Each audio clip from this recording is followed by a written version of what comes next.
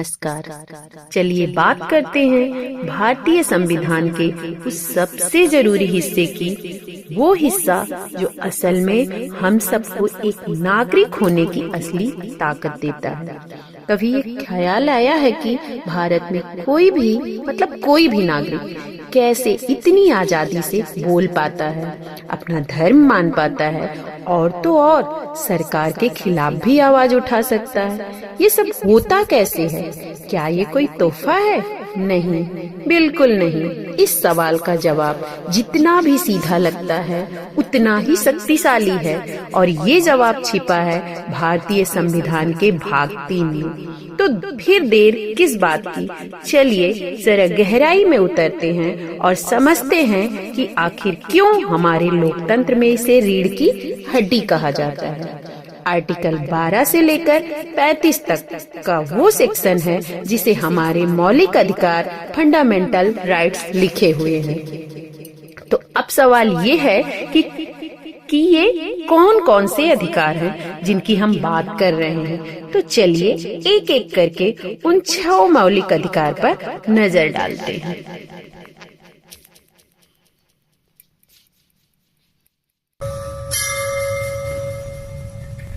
अरे ये तुम क्या कर रही हो? मंदिर में क्यों आ रही हो?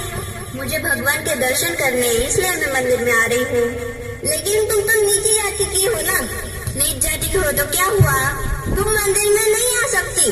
मुझे भी मंदिर में जाने का अधिकार है। मुझे भी तो भगवान ने ही बनाया है।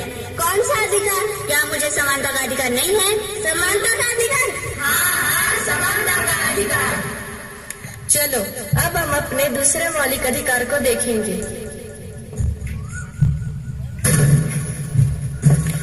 पापा क्या हुआ? पापा मुझे गोवा जाना है। क्या गोवा जाना है? क्यों? पापा मुझे पढ़ने के लिए गोवा जाना है। मेरे कॉलेज के सभी फ्रेंड्स जाने वाले, क्या मैं भी जा सकती हूँ? नहीं, तुम नहीं जा सकती। तुम एक लड़की हो, तुम्हें इतनी दूर जाने का अधिकार नहीं है। प्लीज पापा जाने दीजिए ना। नहीं, तुम जाकर घर का काम करो। पापा मेरे लाल आ गया। किधर गया था? मैं बाहर खेल रहा था। खेला? हाँ खेला। पापा मेरे को गोवा जाना है। क्या गोवा जाना है? तो उसमें क्या दिक्कत? पापा मेरे को पैसे चाहिए। कितने चाहिए? 20,000 रूपए। सिर्फ 20,000? लो 30,000। थैंक यू पापा। पापा क्या हुआ अब?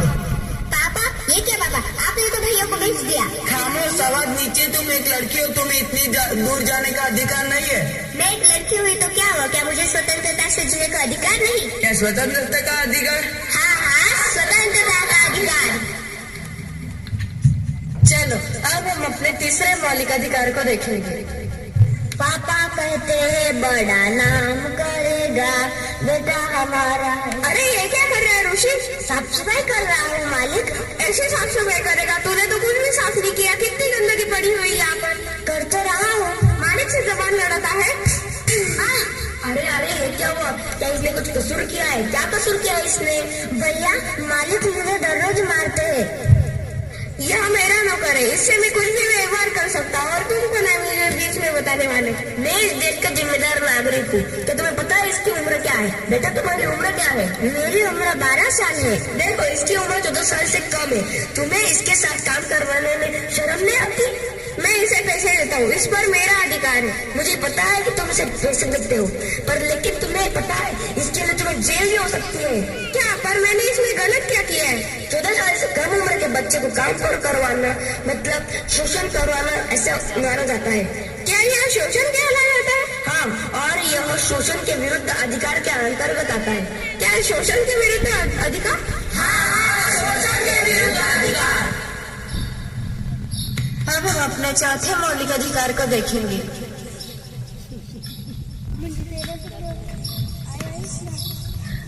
रघुपति राघव राजा राम। अरे उठो, क्यों बैठे हो आप यहाँ?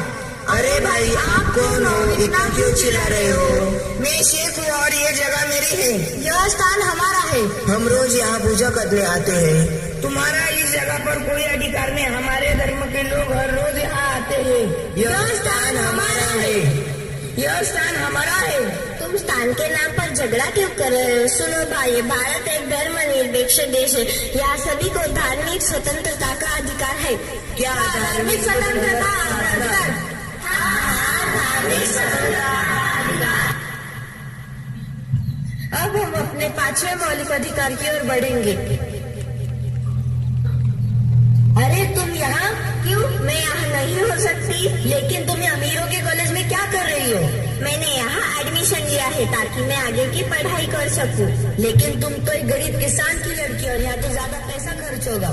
हाँ, तुम इसकी चिंता मत करो। पता भी है अमीरों के कॉलेज में घुसना कितना मुश्किल होता है, और ऊपर से तुम तो ठहरी गरीब की लड़की। शिक्षण कभी भी अमीरी और गरीबी को नहीं देखता। शिक्षा का अधिकार तो सबको ही होता है। क्या शिक्षा का अधिकार?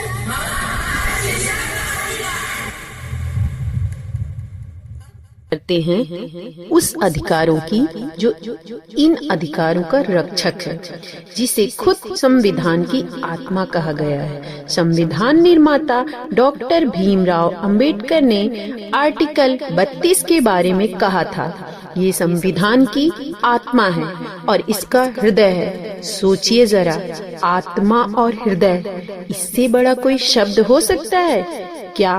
तो क्या है ये छठा अधिकार? ये है संवैधानिक उपचार का अधिकार।